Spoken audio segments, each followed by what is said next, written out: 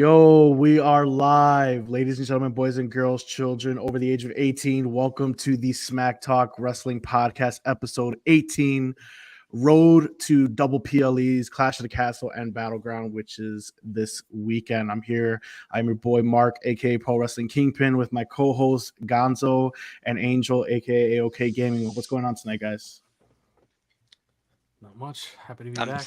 Yeah, I'm just doing some research on who Jasmine Nix is right now. Oh my god, dude, we ain't got time for that right now. Angel, welcome back from your tan. Yeah. You know, look at you. You're nice, all tanned up there, buddy. You know, missing PLE after PLE just to go tanning, but it's all good. You know. Hey, there's a break from now on. I'll be here every week now, so don't worry. We'll see.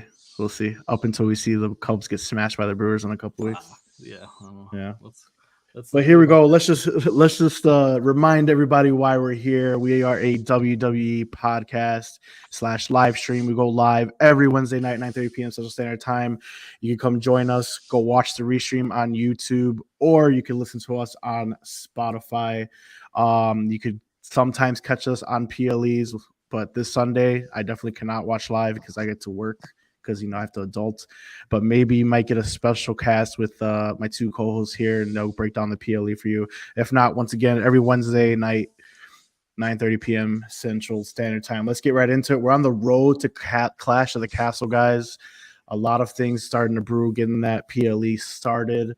It's on June 15th. It comes after Battleground. We'll make Battleground our predictions tonight once we're done with this. Updated match card right now on that PLE. The PLE was, I guess, Clash of the Castle. There we go. Sami Zayn versus David's boy, Master Gable. So, Gonzo, why don't you take us through their feud leading up to this matchup on June 15th? With the Master? Oh, he was anointed that title now this past Raw. And so... Self-anointed. That's fine. The hate continues to pour in for this wonderful, wonderful character. It has me very much intrigued. But to recap what's been going on, it's unfair. Master Gable has been cheated out of everything up until this part. And now he is seeking his revenge with claiming the Intercontinental title, and he is using his stooges, aka the Alpha Academy, in order to achieve ultimate domination. Unfortunately, we have the stooges conflicted as to whether or not they want to do the evildoers' terrible deeds. And so Otis continues to get gigantic pops from the crowd every time that he's on screen. And we see this conflict continue to go back and forth as Otis freezes and then gets slapped silly, I think almost every single time now that he's at least on camera. And honestly, every single time. I'll say this, it's Master Gable's facial expressions and his creepy expressions and statements that are making this very, very believable and comedic for me. So I am just along for the ride right now, because prior to this whole stint, I could have cared less about the Alpha Academy, let alone Master Gable. Yeah, for sure. I definitely agree on that one. Angel, what are your thoughts on this feud leading up? And what do you think of more so Master Gable's heel turn? It's masterful. Master Gable, okay. I'm trying to understand this name. Is it like Master Lock vibes? Like, where's the Master? The Master, because he has this Alpha Academy, and it's his academy, like his dojo. He's the Master. So he's like the sensei? Exactly. Like, yes. Okay. No, I mean, I understood, him being the leader of the academy, but Master's just an interesting name. That of all the leadership names you could take on, Master's interesting. Anyway, at least he didn't steal anything like the final boss. I guess so. Master Lock. I mean, but yeah, this rivalry is definitely interesting. Like, these are segments that you don't pick up your phone or look away from.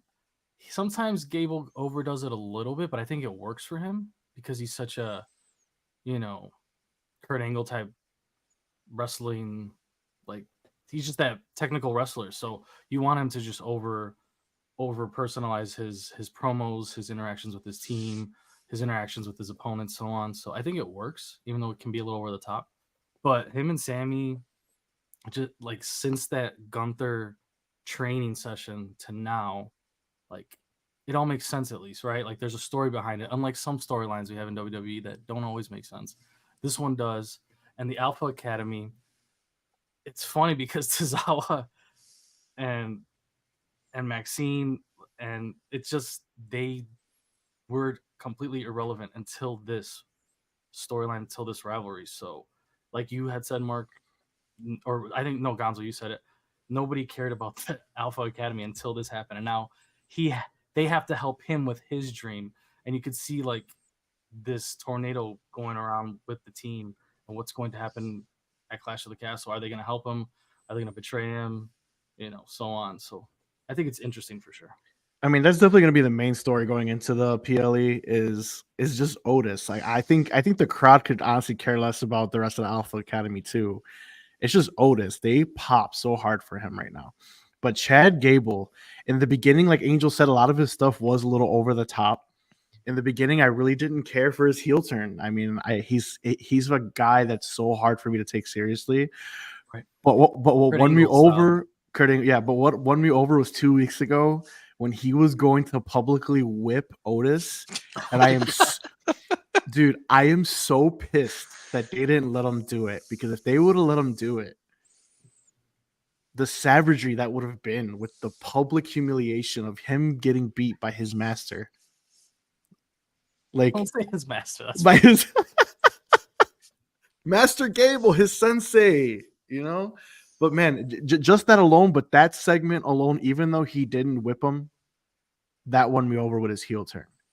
And then just last week, when he had them come out and not face Sami Zayn, and they literally read a note degrading themselves. That's true. You had Tozawa. He made fun of Tozawa, saying you have a wannabe ninja lurking backstage. Yeah. It's just nuts to me. It's nuts to me. But just those in those past 2 weeks really works. It really got me going. It's got me behind Chad, where it makes me not mind if he wins the title at Clash of the Castle. I think that it could be time for him, which leads me to my question to you guys. An early prediction before our pre-prediction show of next week. Who wins this match? Go ahead, Gonzo. Oh, it's unfortunately Sami Zayn. Really? Really? Like, if you had to give me a percentage of Sami winning, what's your percentage? 98%. Wow. So you're saying Chad Gable has no chance in this match? Wow. I gave 2%. So are you saying that, like, are you thinking that Otis finally like turns right now in this moment to help him? Because I can't see him losing to Sami Zayn clean, to be honest. Like, that just kind of kills his momentum. I mean, to be truthful with you, whether he wins or loses, this gimmick is continuously getting over because it has me intrigued just from that standpoint. Like, he doesn't have to win right now. I actually think he does, to be honest, because he's not a type of superstar right now that could stand alone without a title. If he wins, it's not going to be clean. Exactly. And I think he still reigns in the Alpha Academy. I think the long-term storytelling here is Otis will finally turn on him down the road. I don't think it's soon. So my prediction is Chad Gable, your boy, becoming champion. Angel, prediction? Man, I'm like right between you guys. It's 50-50 to me. It's literally a toss-up. I don't know, but I do disagree with you, Mark. I don't know if he needs a belt right now. Okay. I don't know if he does. Okay.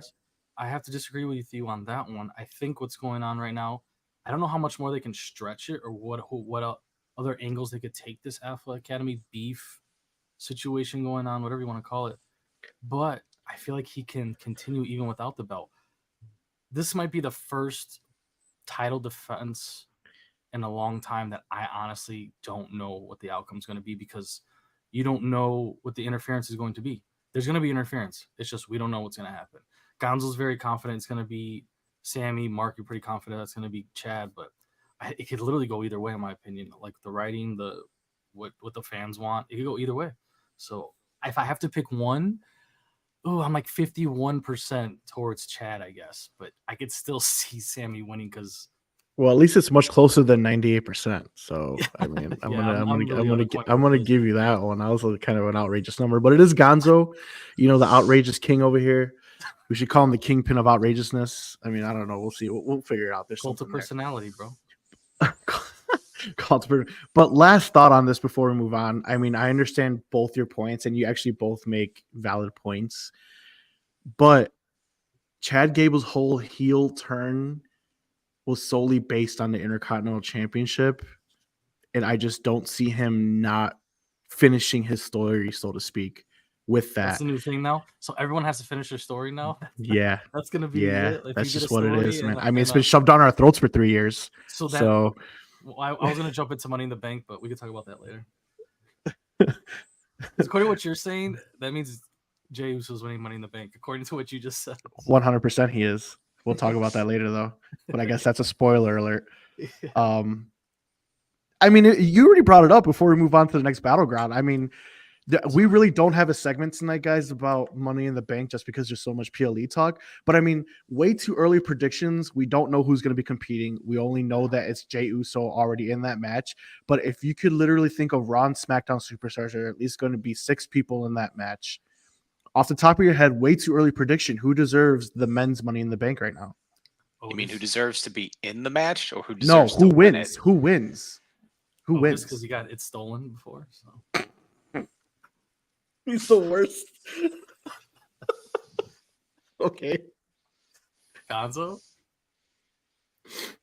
Two early predictions. We just skipped past what 2 other PLEs just to get to this one. We'll get back. We'll rein it in. But Angel brought it up, so let's just do it. I mean, My bad. I was just no, it's not. It's not your bad. It's finishing the cool. story thing. It's Like, cool. It's not your Jey bad. It's Uso's fine. story right now is Winning the Bank, so he's not No, even it's wrestling. fine. I was actually gonna bring this up on a hot tag, later on tonight. Okay. But I mean, you brought it up now, so let's just talk about it. It's all right. No big deal. I got We'll Finn get- in there for sure. I got Finn. So in there. I think Angel hit it on the nose right now. It is either Finn or main event Jey Uso. It Yeah, doesn't those are the matter two I who the SmackDown competitors are. It's either Finn or Jey Uso. That's it. Finn, because the story writes itself when it comes to Damian Priest, or obviously Jey Uso finishing his story, so to speak. We're on the same You page. know what I mean? So those are the only 2. I don't even care who else is in the matchup. There could be some Jesus. outliers that'll come later, but those I are mean, the big guys for sure. I mean, of course, we'll find out later as it gets closer. We'll make our actual predictions, but way too early predictions right now, sight unseen. That's what it is, man. Hands down. It's not going to be Gunther because Gunther's going to win it at No. SummerSlam. So No, not Gunther. I don't think so either. yeah, definitely not. Gonzo, Gonzo, you got want a to chime third in person there? You want to throw in there? You want, yeah. Well, it's not going to be Jey Uso, so sorry to break your hearts. Who's the third? Give us a third guy you want to throw in there. Oh, Melo's going to be in that thing Mello, for sure. that's a good one. That's a good one. Melo for sure is First going round to be in pick? that. But will he Respect. win it? We're talking about No. way too early winners. No, he's Oh, not going to win it, but he's definitely going to be in that match for sure. For sure, he'll It's be in it. possible he can win. I mean, right now, no. Right now, no. But it'd be a weird road. But it's like a little percentage he can win it. But I don't mind Mello being in it for sure. Yeah. All right, well, let's get back on track here. Back to the PLE Clash of the Castle. Who else did we have on here real quick? So Sami Zayn. Give me a second. The women's championship. The match. women's championship match. There we go. I lost my spot here because Mhm. Angel had me scrolling. Sorry. So we had Bailey versus Piper Niven, the hometown kid. WWE is pretty solid with giving these hometown guys, time to showcase themselves in their hometown PLEs. We saw Rhea Ripley dominating. Discussed a feud leading up to this, Gonzo, and Discuss wins? it? What do you mean? Who There is wins? nothing to discuss. All of a sudden, Chelsea and Nevin just got inserted into the title scene. So, I mean, that's for our listeners. That's all you need to know if you have not I been think following. this is a good time to bring up what we Well, were bringing up in the well, pre-show. well, No, for no, we'll build more pa- momentum. the past couple weeks, I mean, yeah, they've been inserting themselves in there, but it's not just they showed up like someone on NXT and got a title shot right away. They've been attacking and stalking Bailey for about 3 weeks now. We had a failed title match with Chelsea Green against Bailey, and I got Piper Niven going in her hometown, which kind of makes sense, like I said, because WWE likes to give that little hometown crowd pop. But they have been attacking Bailey. It's not like it just came out of nowhere. It's been like 3 weeks now. So. Yeah, But where has Niven been with her singles run? They've been. Where has Chelsea? Run. No. They've been. Where has tag Chelsea? team run, 'cause It's they the were, same thing. I don't. That's what I don't get. Like But Chelsea doesn't have a women's title shot. Women's She had title it 3 run, weeks I ago. can get it. It was in Oh. Saudi. Oh, 3 the weeks bad ago. title shot. My bad. Yeah.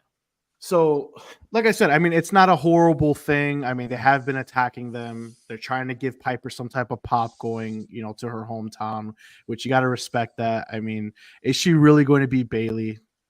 I think we could all agree, no, she's not. But I think she'll put on a better match than you guys, are thinking, because you guys didn't really watch her in NXT. NXT UK, she dominated as well. Dude, She that could was put like, on. that was She like could 5 put years on. ago. She could, dude. I'm Piper? muting this kid.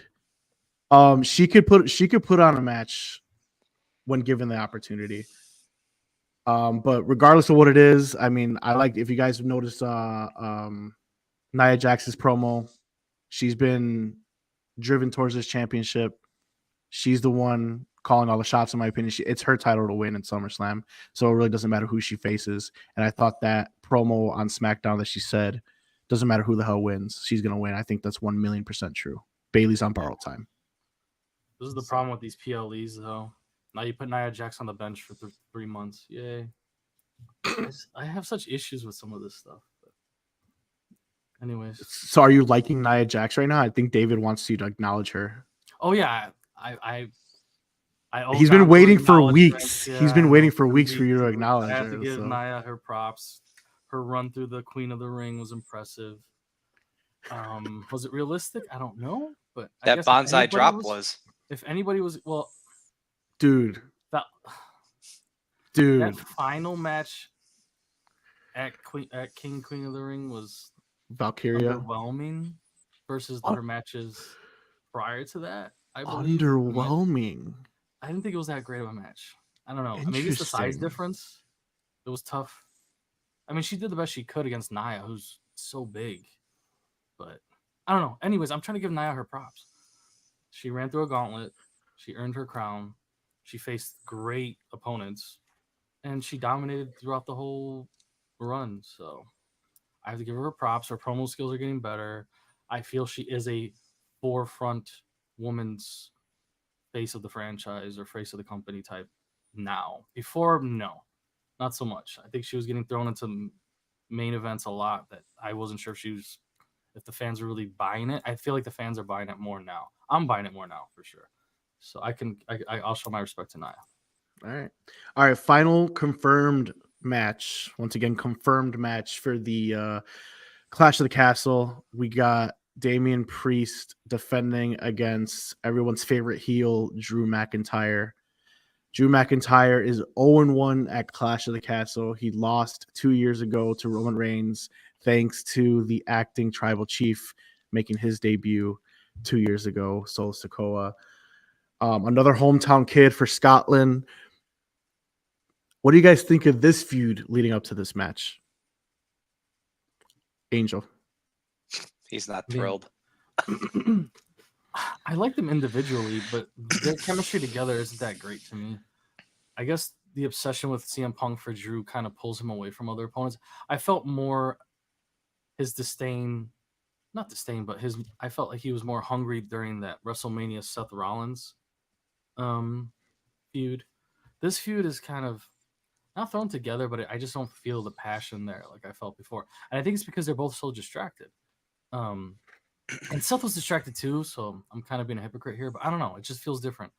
Damien's distraction with what's going on with Judgment Day and everything else, and he's getting interfered, and he's got all these and he's commanding you do this, you get this match, go get bodied by Braun Strowman. I'll talk to you later. And then you got Mr. I Hate CM Punk, who cuts great promos, and I love when he's on camera. I don't know. I'm just not. I think it'll be a good match. That chokeslam through the table was pretty cool.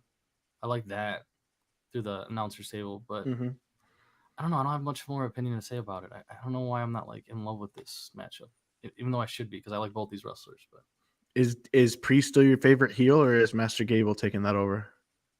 Are you talking to me? Yeah. My favorite heel still. My favorite Master Gable's not taking over right now yet. Sorry, no. No, not Master Gable. Gonzo, thoughts on the feud leading up to this match?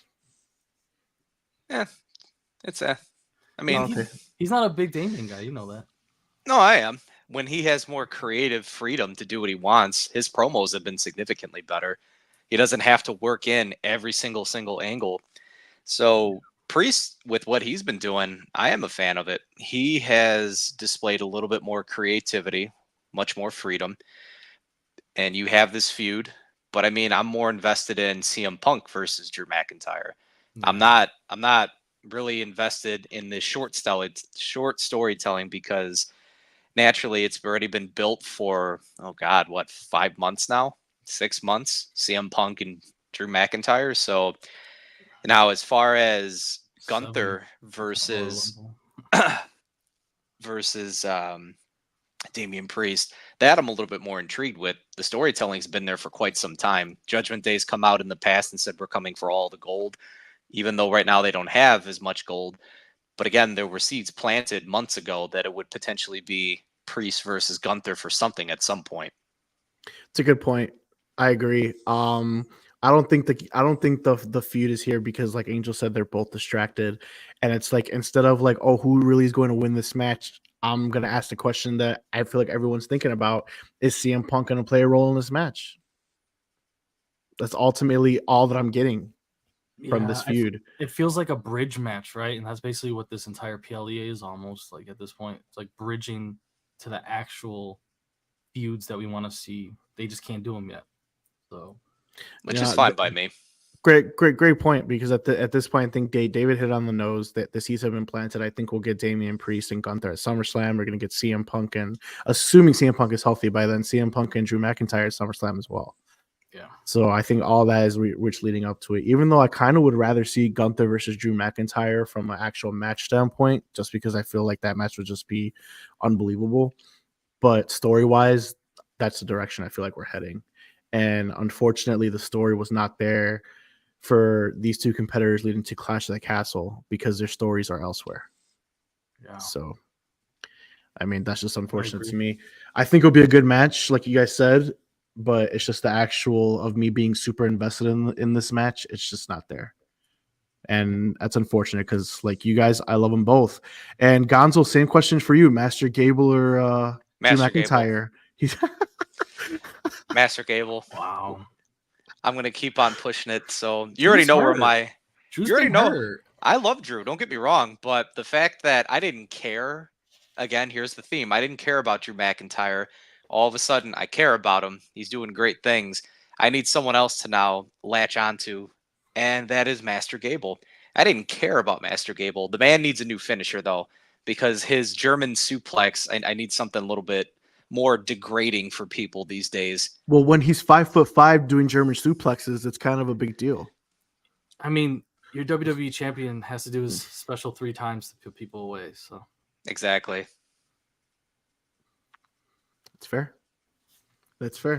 All right, moving on. There's possible matches to be added. Like I said, the first 3 that we discussed were actual confirmed matches.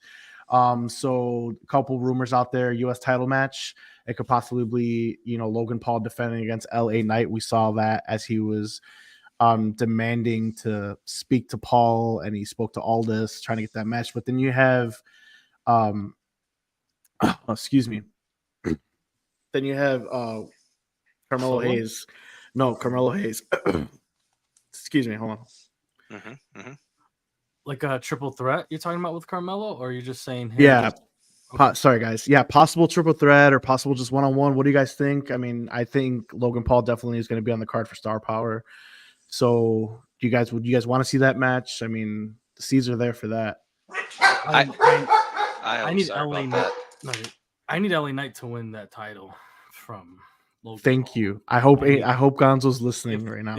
If he's not in the main 2, well, he can only go after Cody's title, which he can't get. So if he can't get Cody's title, then he needs to. The U.S. title's next. Yeah, he's got to. He needs to win that title. He's not had enough push.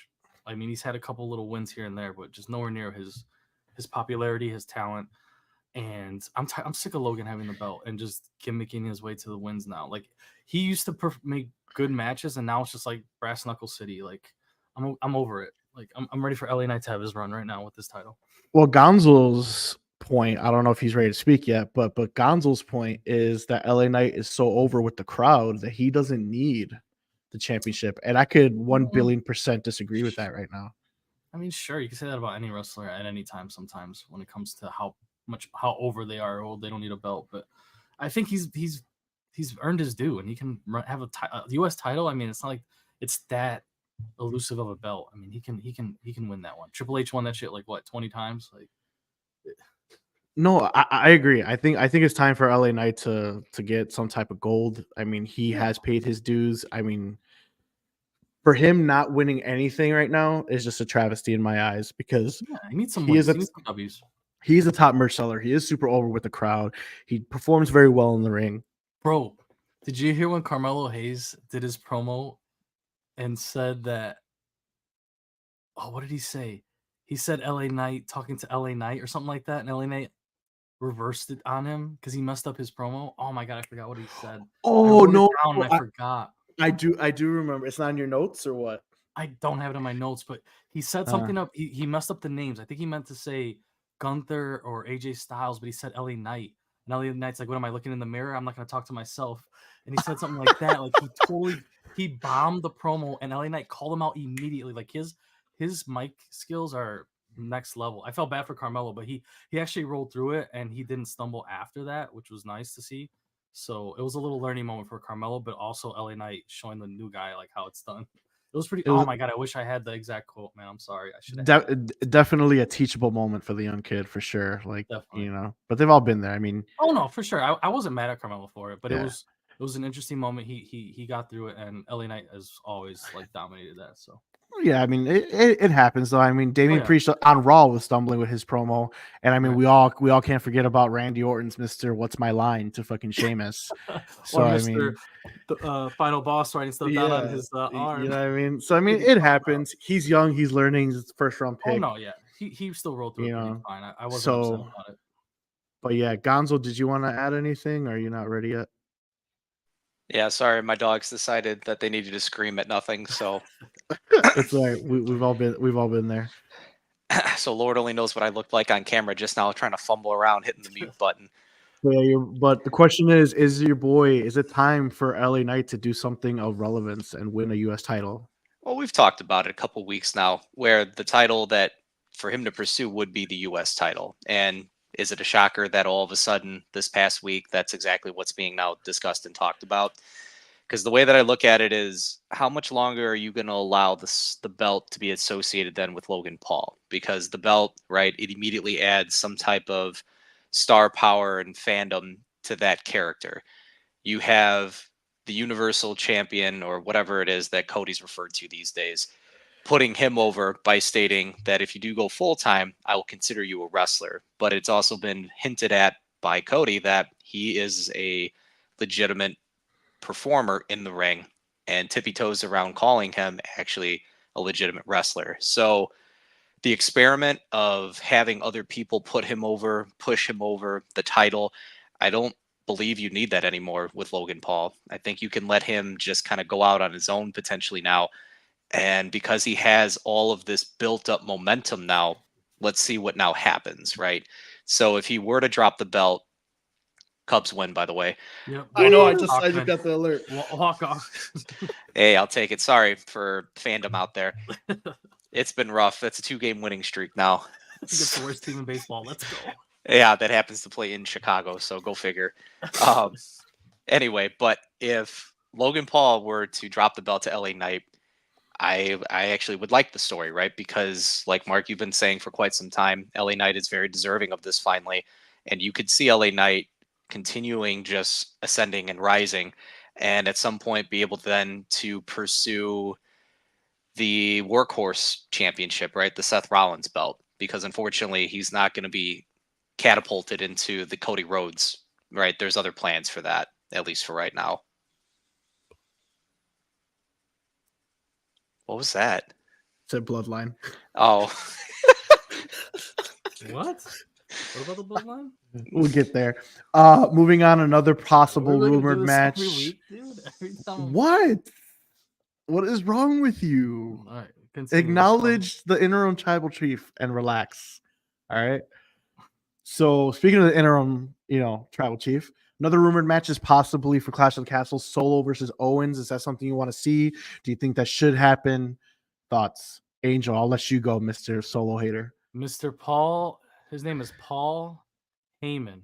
Mm-hmm. And he even said there has to be some sort of structure in what we do. I feel like he's been waiting for this segment, Gonzo. But go I have on. not. But I remember Mr. Paul Heyman, Hall of Famer, the wise man, Okay. himself telling your boy, your crew, there's no structure here. We're just doing shit willy-nilly, and there's no real goal here. What are we doing? It's not to say that they don't perform. It's not to say they're not entertaining. And it's not to say they're bridging this whole time period and hopefully creating even a more amazing story when the real tribal chief comes back and when Jimmy comes back and all that other cool stuff that we'll see in the future. But yeah, I mean, as far as this match though, will I want to see Owens versus Solo? Yeah, I think they perform pretty good together. It's been kind of chaotic, but I guess it works because there's no belt involved. It's just a crazy mess of just hatred, and Kevin Owens is good at that. Like his rivalries are always like ECW type stuff, right? Like he just beats the hell out of people. He gets his ass kicked. That's what he does, and that's what the bloodline is right now, just kicking people's asses. So I think it works. I would like to see this match. Okay. Yeah. Speaking of the bloodline while we're on it, so Angel made some good points. There's no structure, expresses that there's no strategy, that they need to keep Cody in check. But Solo said, and I quote, he's in check and he doesn't even know it. What does that mean? Nobody knows. It's cool. It's a cool line. I'll give him props. He doesn't even know it. All right, some mystery there. I'm cool with it. I hope it leads to something. If 2 months from now we go back and talk about that quote and nothing has happened, I'm gonna be like, bro, what's going on? But we'll see. Gonzo, any thoughts on this situation before we move on? Besides the "We Want Roman" chants. I mean that's every single week. Yeah, it's never gonna stop. I think is Roman essentially like a face now? He's an anti-hero. And he hasn't even been there with the "We Want Roman" chants. Yeah, it's very similar to like Stone Cold. Like, we'll see when he comes back. I mean, he was only a heel because Cody was the biggest face of the world, but he was never really a heel. He was just the tribal chief. The tribal chief, yeah, That's right. Another rumored match. David's favorite boy now, Braun Breaker versus either Ricochet or Dragunov. Is this something you want to see on that PLE? Should it be on the PLE? Too soon? Not enough build up? What do you think? Put it on there. The hell's that? Braun Breaker. Dude. So, any other thoughts, Gonzo, about that? Just put it on there. So you said either Ricochet or Dragunov? Or even both. No, I wouldn't say both. I could see a Dragunov versus Breaker one, but then again, you could probably save that for maybe Money in the Bank. You could probably see a Ricochet a second go round. I think that would be pretty entertaining because they put on a pretty good showing on Raw this past week, and that was really good because you have Breaker consistently saying to Pierce, the same line, you didn't put me in the men's Royal Rumble or King of the Ring, blah, blah, blah, blah, blah, blah, blah. But stop putting me against jobbers. Like, he consistently has been saying this now pretty frequently. And you're starting to see actual matches now with legitimate talent. And so heel Breaker is great. I was very concerned as to whether or not they were going to just introduce him to the main roster as another face. Didn't think you really needed that. So this is good. All right. Another match that's probably going to be confirmed because an official challenge has been issued, but the women's tag team title match, Bianca and Jade would probably defend against Isla Dawn and Alba Fire, aka the Unholy Union. I'm not going to harp too much about it. You guys already know I really don't care for this division. However, they made little strides this weekend or this Monday Night Raw. I thought the match was good in their defense, and another team coming out ruining that tag match, showing that there's other teams out there, which the Unholy Union has been a team. There are former champions trying to solidify that division. So I'm not mad at it. Angel, you wanted to say something. I saw you kind of itching. No, I just wanted to say, is SmackDown, do they only recruit out of Ireland for their female talent? I feel like even my wife said, is everyone on this show Irish? I'm like, dude, I don't know what's going on, but there's not many people on this show that aren't Irish that are in the women's division. It's kind of wild. And Becky just left, so You still got that's all I Lyra, wanna say. so That's what I'm saying. yeah. Man. But go ahead. I don't know. Oh, but what's her yeah. name? Piper is Scottish, but I was talking about the Irish talent. Right. But anyway, like I said, the division is non-existent. However, Monday Night Raw and just that match and that segment backstage, them calling out the champions for a title match at Clash of the Castle, is kind of showing that they're putting a little bit more effort into that tag team division. So I could just be pleased on that effect. That's what I'm saying. That's all I wanted to say. Gonzo, do you have anything you want to add to this, or?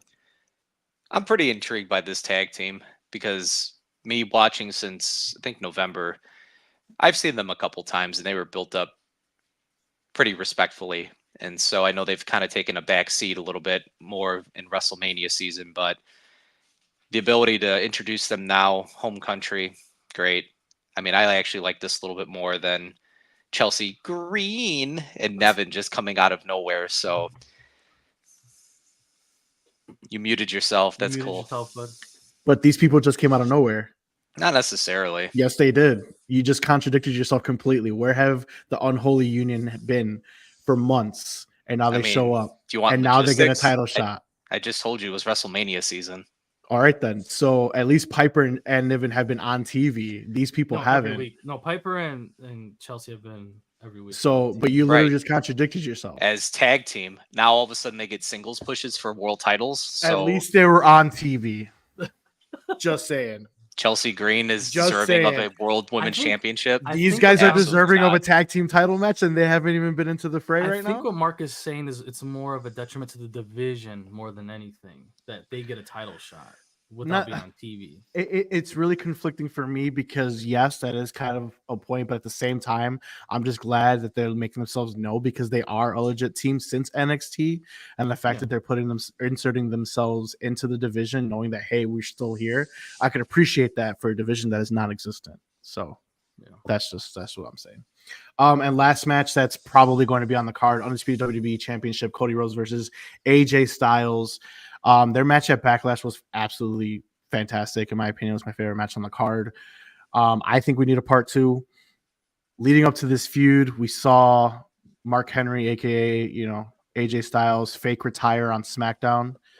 Thought that was dope. I mean, WWE recycles storylines often, so that's why I mentioned the Mark Henry. Gonzo mentioned it before in the pre-show.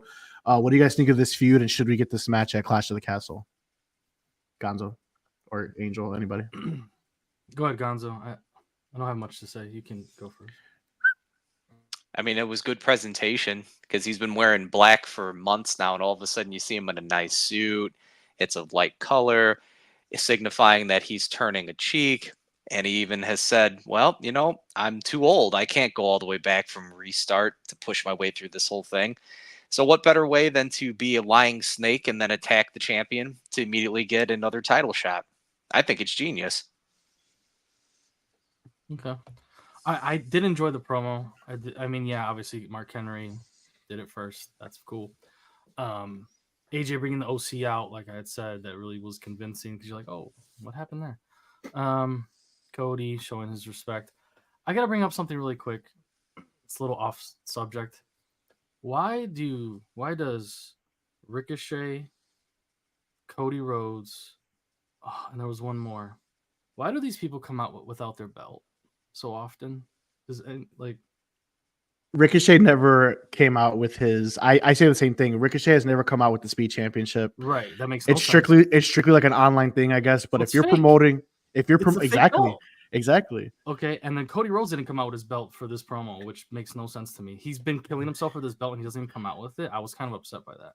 And there was somebody else, and I can't remember. I agree with that too. But there's too many people coming out without their. I think was it Bailey? Someone came out without their belt not too long ago too, and I'm not a fan of that. Anyway, who was I talking about? Forgot now.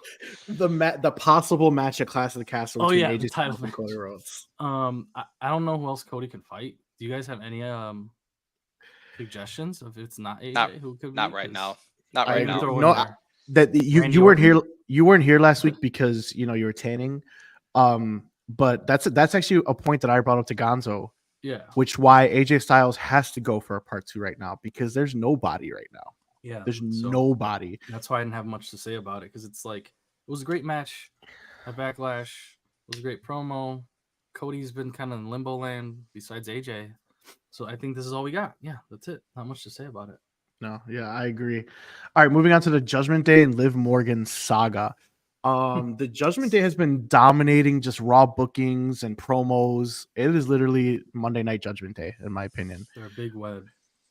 Excuse me. Big time. But Judgment Day finally had a good Monday night, as we saw. Finn Balor beat Dragon Lee. Carlito interfered to help the Judgment Day. Then they attacked Lee post-match, which led to Mysterio and Strowman coming out as well. Because the Latino Wars are still strong with, LWO and Carlito, Angel's favorite thing. We did get Strowman squashing Carlito, who's not really part of the Judgment Day, but he's trying to. He's prospecting as what Priest said. Trying out, yeah.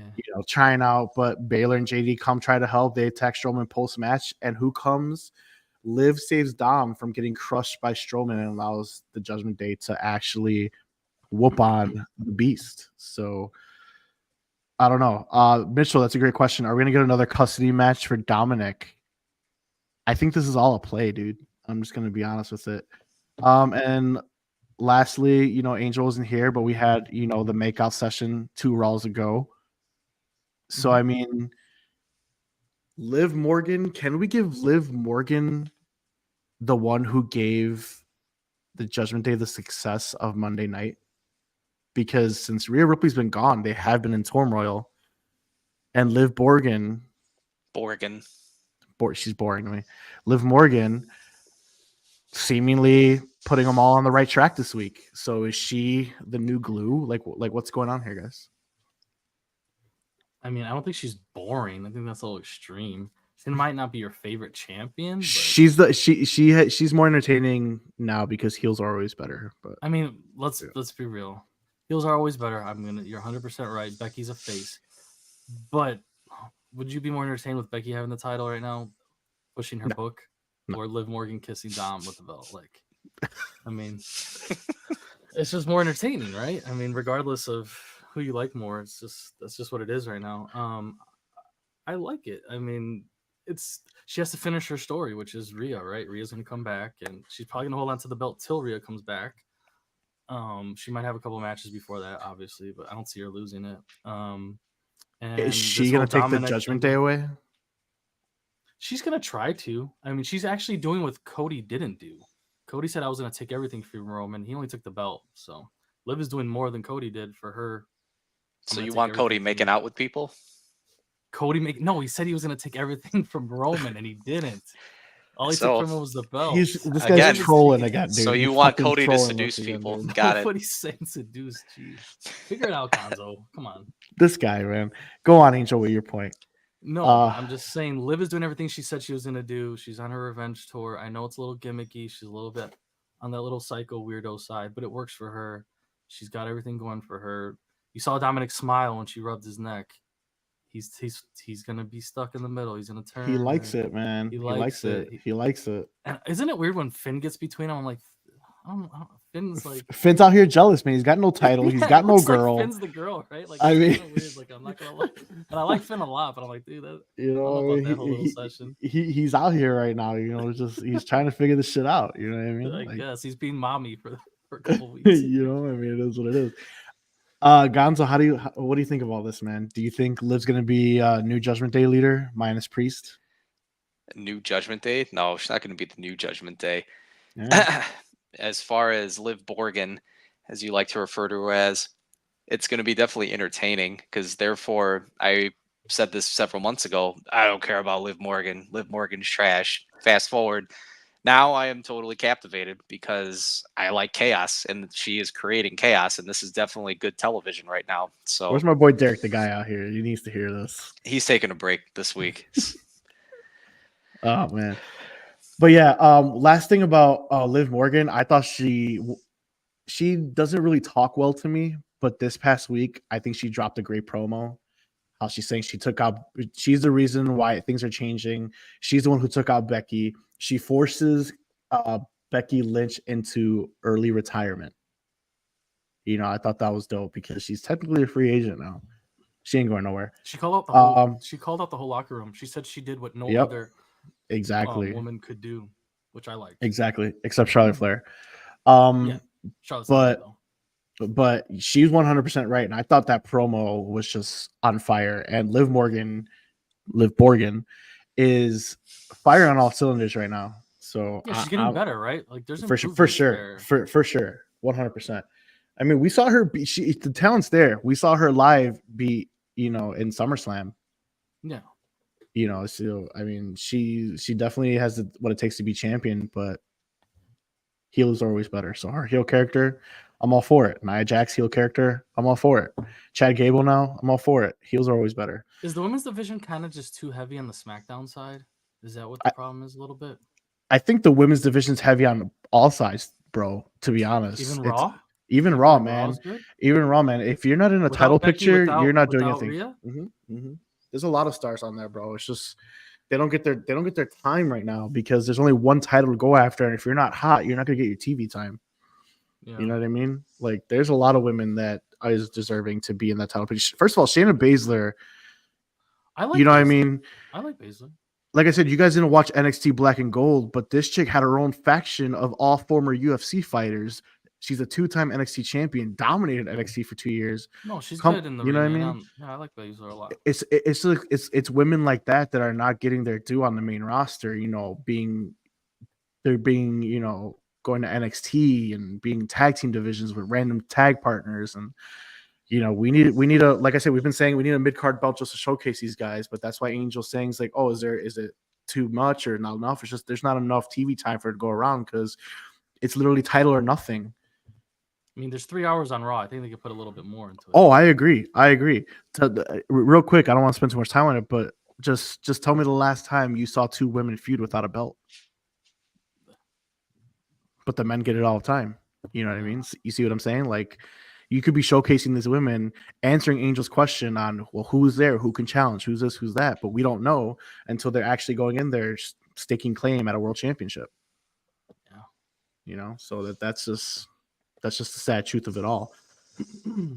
But if there's nothing else on the Judgment Day, let's move on to the NXT Battleground predictions. Do you guys have anything else you guys want to say about Judgment Day? Long live mommy. Okay. Yeah. Soon. Everyone misses mommy. Soon. All right. So we got NXT Battleground PLE this Sunday night.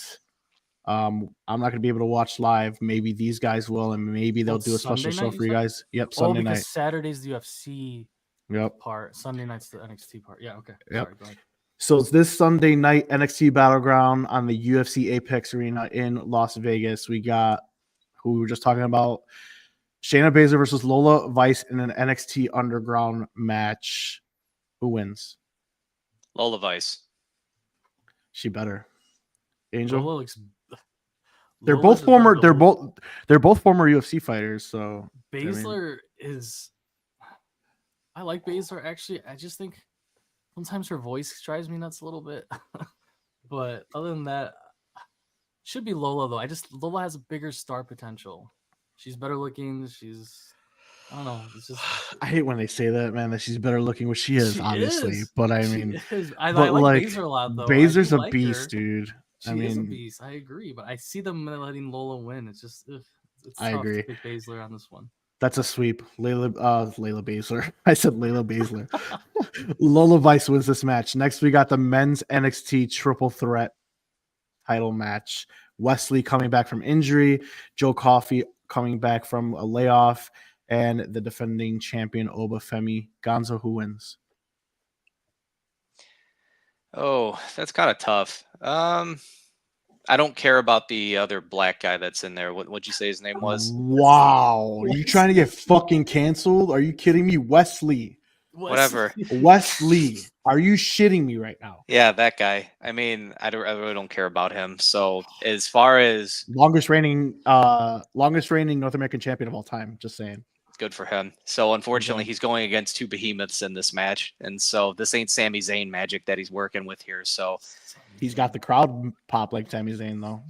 as far as Oba and then Mr. Coffee, Mr. Coffee's been pretty amazing, and so his limited time, and I've talked about this now for several weeks, his on-screen presence with the limited TV time that he has been awarded, it has generated more buy-in from me. Where the other guy, same thing, very limited TV time for someone who just started watching, right, since November. I'm not that into him just yet. So as far as Oba versus Coffee, I'll still stick with Oba. But it's not going to be a landslide like it's been in the past. Angel. All the arrows point to Obo keeping this. I know Wesley has his history and respected, but and Coffee's obviously a beast, but I think them coming off of this time away, it doesn't make sense for Oba to lose it at this point. It's just my opinion. I don't know. I mean, doesn't necessarily mean that they don't deserve it if they were to win it, but I just think Oba right now fits keeping it at this particular PLE. Gonzo, are you writing down our predictions? Yeah, because we've got Baszler losing in that first round, unfortunately. So right now we've got what, 2 Obas, and you haven't given your remarks yet. I'm gonna be the odd man out. I am going the returning Joe Coffee. So if someone wins, it's Coffee. If it's not Oba, it's definitely not gonna be Wesley, and Obafemi is not going to get pinned in this match. Mm-hmm. So Obafemi has that, for not really, but it makes sense. I'll tell you why. Okay. So no, go ahead. Sorry. So Joe Coffey, I believe, is going to win this match, and he'll pin Wesley. Obafemi, since he came on the scene, has been built as this unbeatable force. He got the breakout star contract and won literally a week later after he won that contract. He has never had to chase.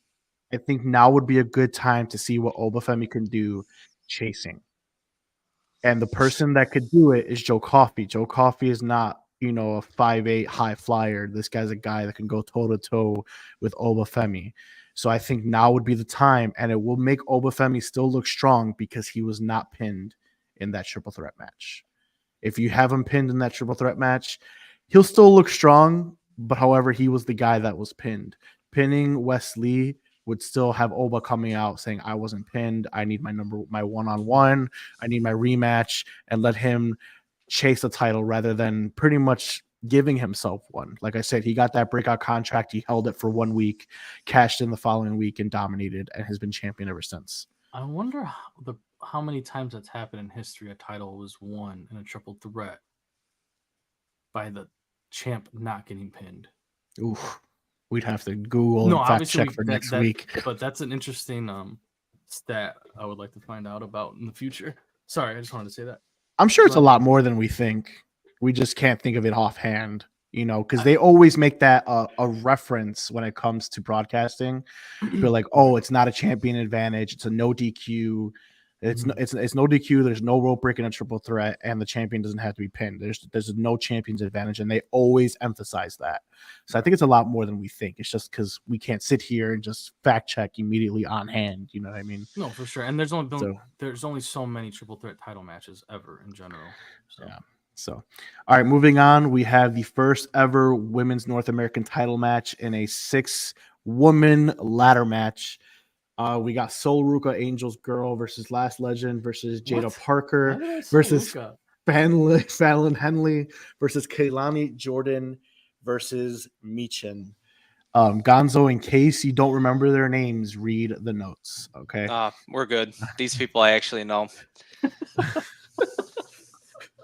So who wins and becomes the first ever women's North American champion? Go ahead, Gons. Well, AOK Gaming wasn't here last week, so Marc already knows where I stand with this. I actually forgot. ACL tear to Sol Ruka. She climbs the ladder, and then Fallon Henley takes the title. Fallon Henley, that's right. He did say that. Angel, AOK, who becomes the first ever women's North American champion? Sol Ruka. That's his talked about girl. this. That's his girl, dude. I don't know where you're getting the Sol Ruka is my girl's chance. But I think it was in Jada Parker, who I know is not winning this, but That's Mark's favorite. So just so you know. I think Jada Parker wins. no way, really? Yeah. Hmm. Wow, okay. I Yeah. was gonna say I honestly felt like Michin has a shot. I know that sounds crazy, but I feel like she has a shot. That's like my Your dark horse. my dark horse, thank you. Mhm. But I'm probably gonna go with Lash Legend. Okay. Yeah. Back to mine. I think Jada Parker wins only because of how much the announce team just hypes her up. Mm. She consistently hypes her up. You Or would is that think just Booker T being Booker T? Booker T. It could be. It could be. You know, that's a good point. He's Oh, like, yeah. oh yeah, You man. saw he wasn't Oh sexy red yeah, was out there. You saw he wasn't sexy red was out dude. Who the fuck is Sexy Red? Like, there. I'm just we're- saying. I'm talking about Booker T. anyway. But yeah, I think Jada Parker's the one who takes it. Everyone would think it's going to be Sol Ruka because she was number one in that combine standings, but she also was the one. If you notice, like, you know, going through every feud when someone's facing somebody, the person that looks the strongest leading into a pay-per-view definitely doesn't win. And she looked very strong ending the show for NXT this week. So that's why I'm definitely going Jada Parker. And then we got the NXT tag team titles on the line. Axiom and Frazier versus the OC. Who wins this match if you care?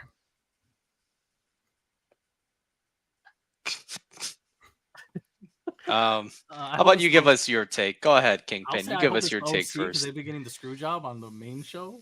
So hopefully I would say the OC, but it's like at this point, I have no idea what their direction is. yeah, I don't know if they're really with let's find AJ. out. I don't know if they're on the main roster. I don't know if they've been downgraded to NXT for some time to work. So I think I'm just gonna go Axiom and Frazier just because I don't know what the direction is. Otherwise, yeah. So what do you guys think? Who wins? Just give me a winner. OC X. just because. OC just because. And Gonzo, you said Axiom? Yeah, we'll go with the safe pick. Axiom and Fraser. All right. And the match that I am 100 most excited for. We have Roxanne damn. Jordan. Roxanne and Jordan. Do I not have their thing? I don't. That sucks. Roxanne Perez and Jordan Grace, the TNA Knockouts champion. Who wins? TNA Knockouts champion. Did you notice they didn't put the TNA logo up while she was out there? I did not. Oh, she had the belt, but they never actually put TNA. She had the jacket, the belt, but there was no TNA anywhere. I don't know. I just thought it was interesting.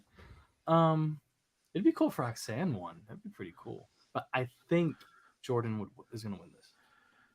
Gonzo? WWE is gonna win this. Whoa. So that is definitely the logical choice, right? And I could give an outrageous percentage of what Gonzo did, and I would say 98% that Roxanne is going to win this. However, there have been said that there's going to be more TNA NXT crossover. We have TNA Impact tomorrow, which it would be safe to assume that Roxanne Perez shows up at Impact to help their ratings and the partnership. TNA, if you go back to the AEW TNA partnership, lost their world championship to a different show. TNA's a little slut, man.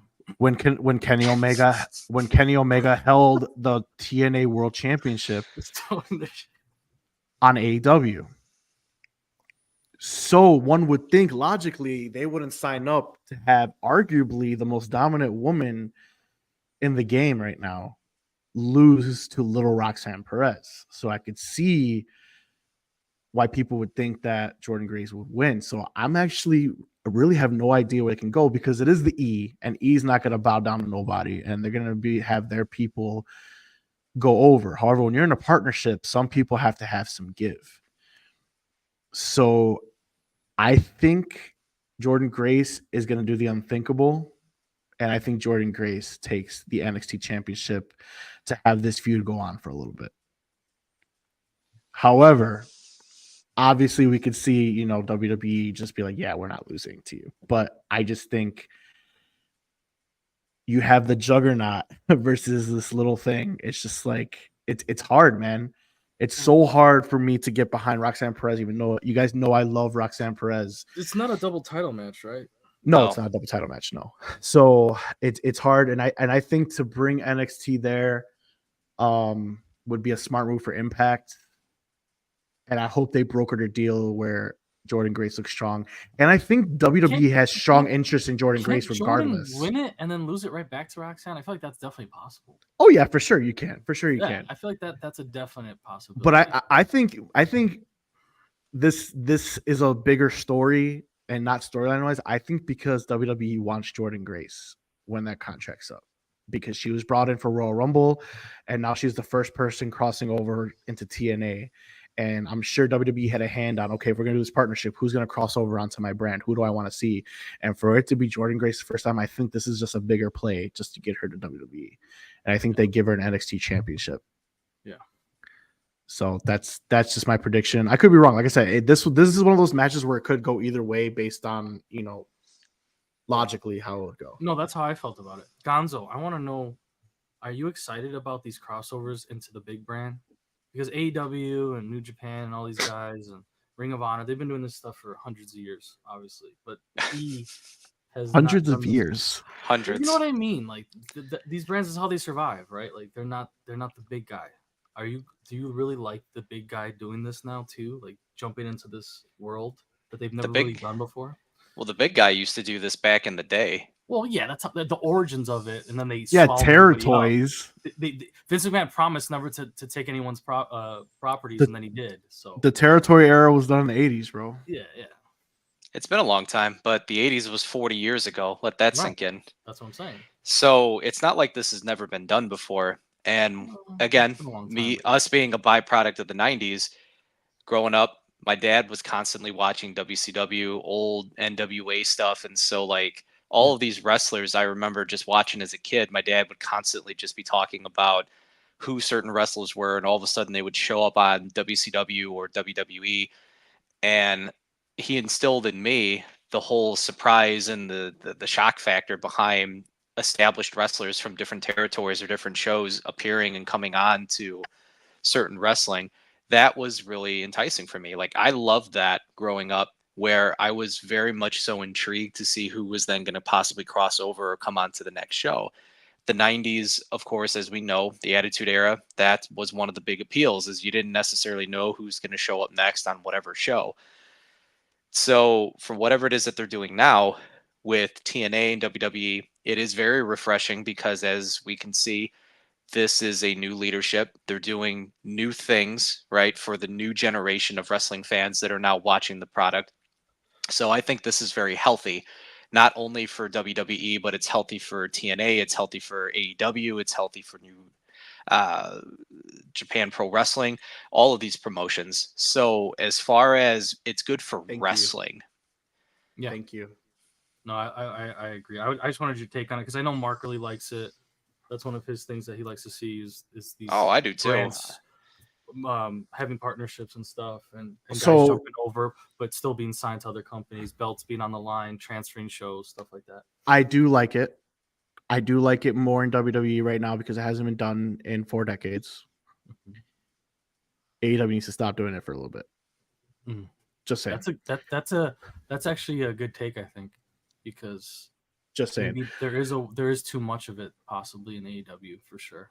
So before we move on to the final pick, since we're talking about this Forbidden Store stuff, I mentioned this last week. WWE is doing a lot of things that are mimicking AEW. Number one, with the final match that we're going to predict, someone coming in and getting a title shot. Number two, the Forbidden Door being open. And I find it very interesting that WWE says that AEW is not competition, yet they opened a Forbidden Door for Jordan Grace during the Forbidden Door pay-per-view, which is coming up next week. Just saying. Yeah. It's a little... It's not that they're not competition. they aren't competition yet, but they're being watched. It's kind of like how the NFL's copying the XFL's kickoff rule. You get what I'm saying? Yeah, XFL is not a competition, but they have some good ideas that maybe we should look at too. You know, exactly. respect. There's the guy. There he is. The Forbidden Door stuff is my favorite. Need to see Joe Hendry in WWE. These guys don't know who. Well, I don't know about Angel. I know Maybe Joe Hendry David. is. Oh, He's he on TikTok. does. They're crazy. Yeah, of course. Oh, I all right believe in Joe then. Hendry. Are you serious? Oh shit, he knows. He knows. We'll Oh, tune no. in tomorrow to see Joe Hendry. I've been here, just been busy while listening. Gotcha. All right. And the last match that we are going to predict is Trick Williams versus the new signing of NXT. I almost called him Adam Page, dude. Ethan Well, I was about to Page. say they're cousins, right? Aren't they cousins? I'm not sure. Are they? I'm I pretty sure didn't they're know. cousins. Oh, I didn't know I thought that. they were. Yeah. Oh, I had no idea. Oh, that's pretty I'll dope look then. it up. I'll look it up. Hold on. But Trick Williams versus Ethan Page, like I said, a new signee getting inserted into a title match right away, and Trick Williams defending his championship for the first time since he won it on April 23rd. Yeah, it's been a long time. I don't even think he's had a match besides the tag match last week with being escorted by whoever the fuck that rapper was. I forget her name already. Sexy Red. There you go. So before we get into our prediction, I just want to say we all love Trick Williams, but this title run for the month and some change that he's had, I don't know if he's had an injury that they're trying to keep quiet or what's going on, but the fact that he has not defended it at all is a little ridiculous to me. Real quick, Angel says, or Derek Guy says they aren't cousins. Angel is capping. Oh, I thought I saw something that they were. Maybe. But yeah, so I thought that's a little ridiculous to me. Ethan Page, AEW did not use him. Ethan Page is a former TNA champion.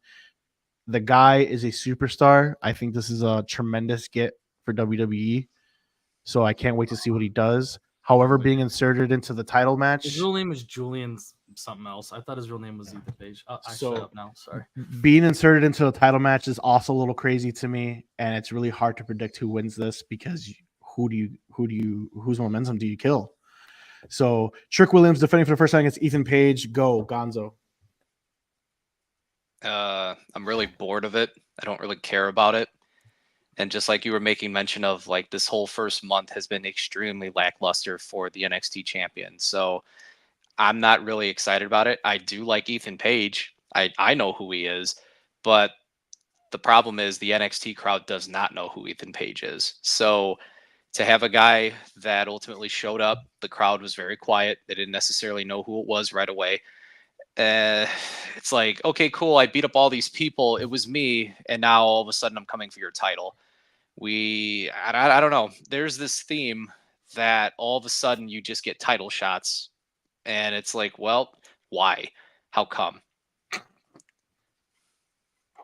Probably thanks to the Undertaker brothers. Oh, God.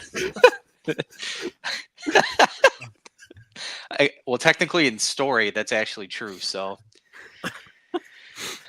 I don't know. Like I said, this main event, it's going to be Derek. Deal with it. This match will be a good one from a talent standpoint. Definitely. I'm just not sold on the storytelling so far going into it. So who wins? Oh, it's Trick. Trick's winning. Angel? I think Trick could lose it and be relevant. Ethan Page could gain more from having the belt. I could see Ethan winning it. I could see WWE or NXT, excuse me. I could see Ethan. I'll go with Ethan Page. Jesus, you're just gonna give up on Williams just like that? Okay. I just feel like he can lose it right now and then win it back again. Like so once again, I love both these guys. AEW mishandled Ethan Page and they fucked up. Trick Williams, we all love him. We all know his hype, the Whoop That Trick era. And NXT's fucking up right now with not booking this man.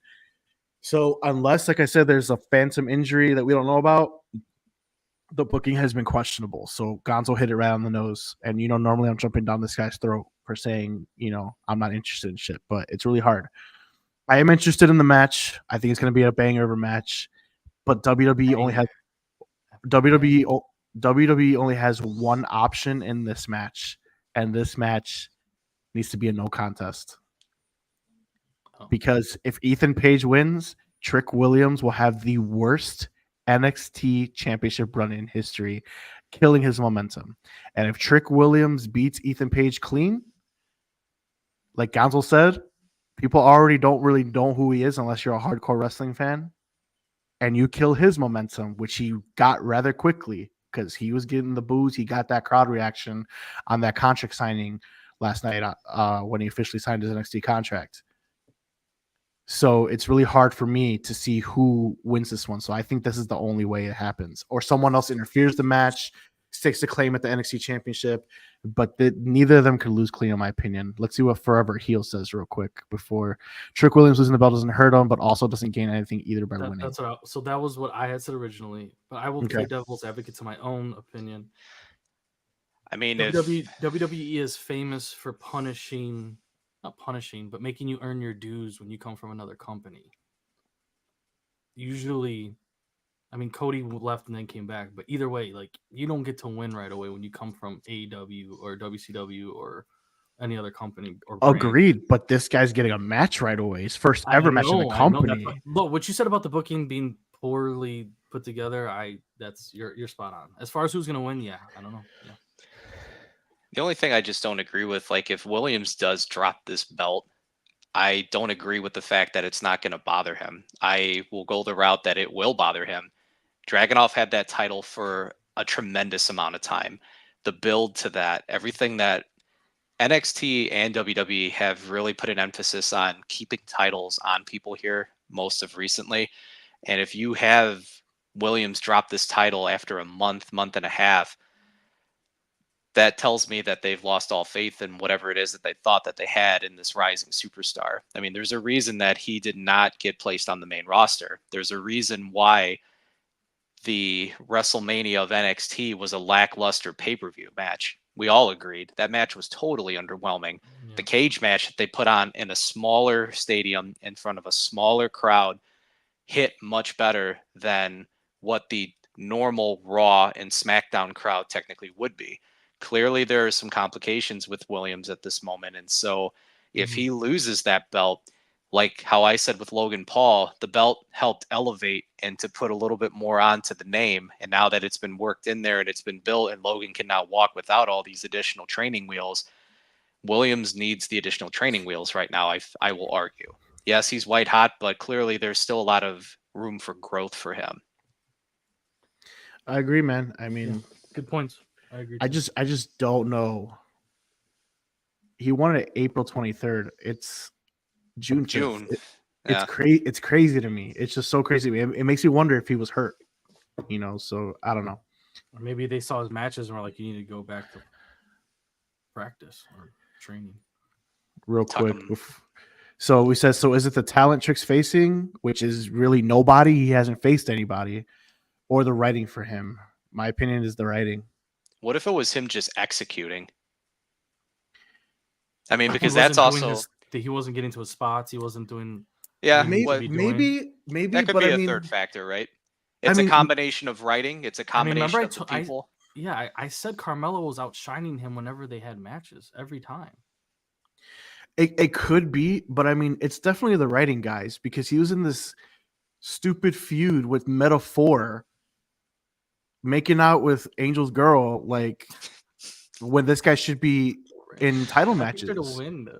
You know what I mean? Like it's hard for me. But the counter argument then would be, even if you're put in a not so good scenario, John Cena talks about this quite often.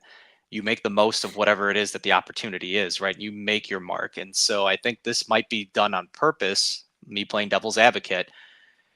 Trick, we're going to give you a pretty garbage angle here, and we want to see what you can do with this to see if you can get it over, how you respond to it, if the crowd is going to go left or right.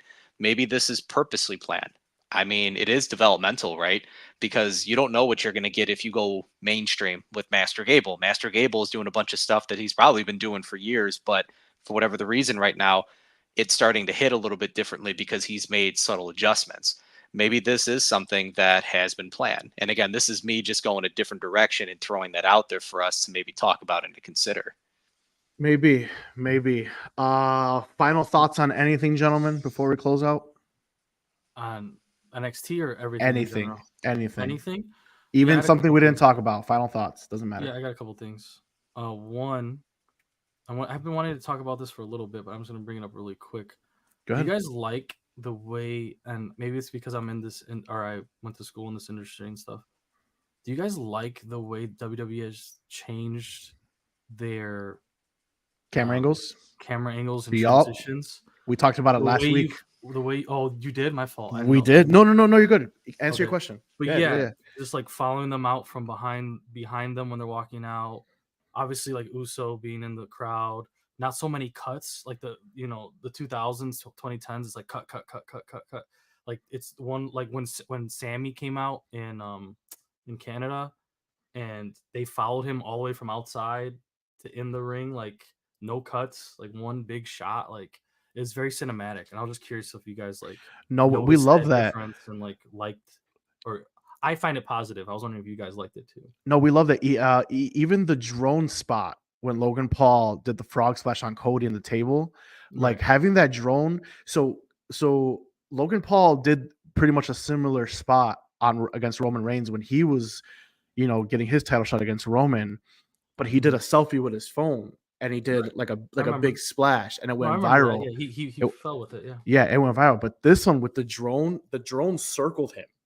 And then he did the frog splash. I thought that was one of the dopest angles I've ever seen. And I want to see that so much more. Like that's elevating it right now. So yeah, good point. Any other final thoughts you wanted to bring up? You said? I really liked that Dragon Lee made a promo and his English sounded pretty good. Oh, he speaks good English. Yeah. So I don't know why they don't let him talk more because he speaks pretty good. He speaks good English, and they kind of did like a Shinsuke Nakamura type deal with fucking subtitles and shit for no reason. Yeah, so he sounds fine. So Dragon Lee, I wasn't really big on him, but now I'm like, okay, there's some respect on his name because I think they're just putting him in really slow right now. I don't know why though. All right. Any other final thoughts for you? That was it for me. Gonzo, final thoughts? I would just like to have AOK Gaming talk about Nia Jax a little bit more. Again? How much you with Nia Jax and then you with the Bloodline? I can't do this every week. We're gonna have to move on. You need to make up for missed time. We have a total of 3 hours. She has the crown. She's gonna win the title at SummerSlam. She's the only one that's beaten Jade. Like, what more do you want? There's nothing else she can do. What do you want to go beat Rhea too? Like, there's nothing left. There's no one else for her to beat. There's nothing for her to do. She's gonna go and win Money in the Bank and get double title shots. Like, what do you want her to do, dude? This is perfect. Thank you. You've made my night. I just needed to make sure I wasn't in a fantasy land still. My final thought is something that Angel mentioned earlier. He asked, "Who can face Cody Rhodes?" If you're thinking about it, and this is something I said last week, but you weren't here. SummerSlam, Cody Rhodes will be defending his championship against Solo Sikoa. Reason being, Solo's not winning the title in August. The reason being is because that's when we're going to get more bloodline story when it comes to who's returning. Roman Reigns might return, The Rock, or something else, what have you, to start, building towards Royal Rumble and eventually WrestleMania. So you're planning for the demise of your own favorite bloodline. It's story. It's a story. It's not my favorite. Yeah, I mean, but he's in the match. That's all that matters. Another L for Solo? Sure. Okay. I mean, he's been winning. No problem. You know what I mean?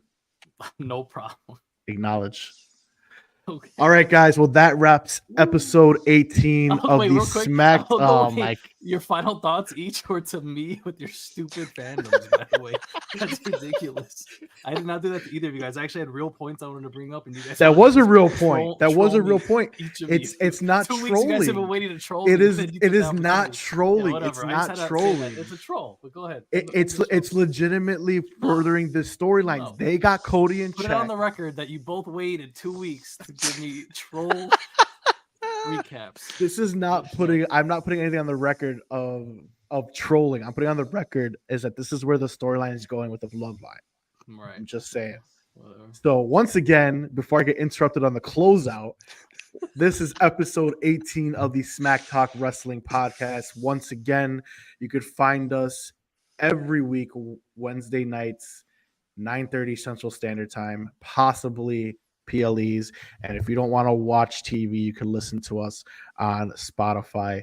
Also, you could check out our clips. So with that being said, Gonzo, where can everyone find you? As far as social media goes, you can definitely find me on Instagram, TikTok, and YouTube. It's going to be raising_personalities. The David_MA_LCPC is specifically for X. Usually I will only really go on X for random things like NFL, NBA related stuff. But then if there are PLEs, I know Kingpin will provide his updates, and I will continue to chit chat and blow some of the things up in there. Not a really big fan of X, but I'll use it sparingly. So I'm more caught up with Chicago Bears talk right now. So I'll start flashing my auto siggy that I have here. As far as Caleb Williams, I have completely committed myself to hopefully the savior of Chicago football, but we shall see. How many times the Chicago fans said that in the past? So time will tell. For sure. Angel, where can we find you? What are you playing these days? I'm always on Twitch and Kick live during the weekdays mostly, and the evenings. You can find me on both at @_OK Gaming. You can also find me on TikTok, but mostly always live on Twitch and Kick. When I'm playing, MLB's kind of fell off early this year. Just been playing a lot of Siege, playing FC or FIFA, if you want to call it that. And then I think I might be interested in getting the new College Football 25. It looks like it has a lot of different stuff coming out. It's a hyped game. I'm interested in playing. I'm not a huge college football fan, but this game looks really fun. And maybe I'll be playing that in the near future. We'll see. We'll see what. Oh, and AEW is free, so I might download that on PlayStation. Don't waste your time. Okay, never mind. I'm not gonna do it. Sucks. Play it for 3 days. That sucks. I know. 3 years. I've seen videos of it, and it looked let down for me. It looked like a cartoony arcade game, but I was. I mean that's what it was meant. It was meant to be an old school arcade AEW game. But when you play WWE 2K, it's not even content's just not the same. Yeah, it's just not there. If you're just looking to play a wrestling game here and then, download it. But whatever. Anyway, for me, you guys know where to find me, pro_wrestling_kingpin. I am cooler on TikTok, but I'm trying to be cooler somewhere else. So give me that follow, like on the YouTube. You can find me on all social media. And once again, you can find our podcast if you don't want to watch us on Spotify. I'm all posting a lot of clips on my card, which I pulled organically, Gonzo. You know, the new face that runs the place. That's fine. So we'll see what we can pull. I got a couple old school cards coming. So be on the lookout for that. Until then, you could see us next week unless these guys decide to go live on Sunday for Battleground. But like I said, until then, next week, Wednesday, 9:30 Central Standard Time. Peace out, hombres. Thumbs down.